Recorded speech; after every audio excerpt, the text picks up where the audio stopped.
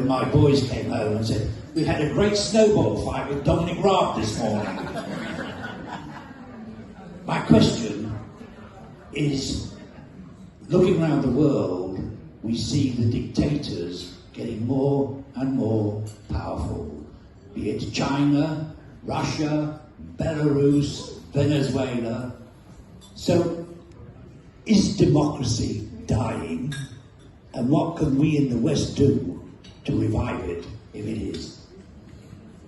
Luke, John, that's a great question, and I remember those snowball fights with. I think I came off the worst out of that, actually. Look, the one thing that is clear is as the East has grown economically in all sorts of ways, the relative power of the West has ebbed, and that doesn't mean that we should lack confidence or fail to stand up for our values. We should do all of those things. But we need to be smarter. So one of the things we've done in my 2 years as Foreign Secretary was start looking to the Indo-Pacific, the CPTPP free trade deal. We joined ASEAN as the first dialogue partner in ASEAN, the Association of Southeast Asian Nations, first for 20 years.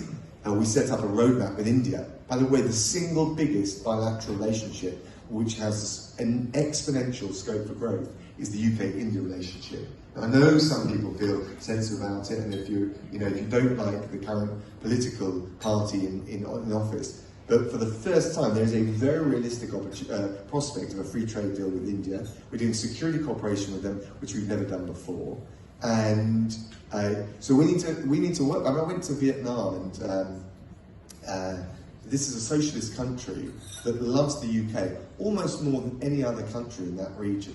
Why? Because they're hedging their bet between the US and China. There is so much opportunity for us if we look beyond the narrow confines. I'm not saying I want to neglect Europe. I think I've given you a sense that I think that relationship is important. But if you look at the next 10, 15, 20, 30 years, when Ian and Guy's children are going to be asking these questions, it is that the growth in the Indo-Pacific is enormous. And they're looking for the UK to play a more active role. And I think that's good for us in any event, but I think also, if you're looking about standing up for our values with the tyrants of the world, that's where we need to be. But we need to stop just thinking that Europe and America are going to solve all the problems of the world. I think we've seen in Afghanistan and under Trump that they're just not willing to bear that burden anymore.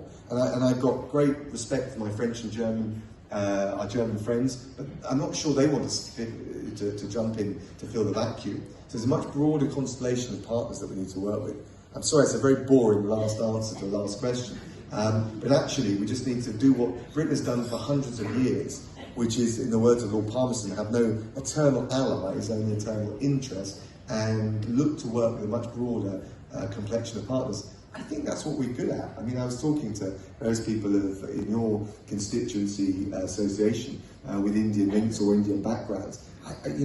The fact that we have the chance to grasp the opportunity to develop a much closer relationship. Modi talks about the living bridge between the UK and India. I saw him last year for an hour.